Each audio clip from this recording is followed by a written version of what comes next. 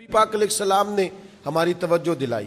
حضور فرمانے لگے فتنوں سے پہلے پہلے نیکی کر لو، ورنہ وہ وقت آنے والا ہے کہ تمہاری چھتوں پر فتنے اس طرح گریں گے جس طرح رات کے ٹکڑے گرتے ہیں. حضور فرمانے لگے حالت یہ ہوگی کہ بندہ صبح مومن ہوگا، شام کو کافر ہو جائے گا، شام مومن ہوگا، صبح کافر ہو جائے گا. بخاری میں موجود. اور فرمایا لوگ دنیا کے بدلے دین بیچ دیں گے.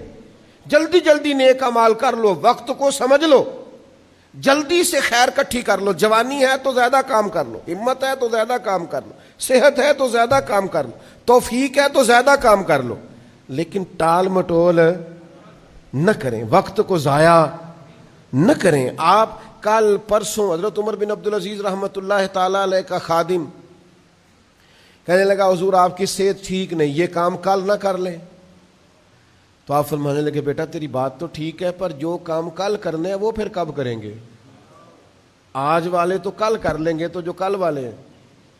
فرمایا پھر تو کل والے پرسوں پہ چلے جائیں گے، تو میں ایک دن ہر چیز کو لیٹ نہیں کر سکتا. وقت کی رفتار کو سمجھو میرے بھائی.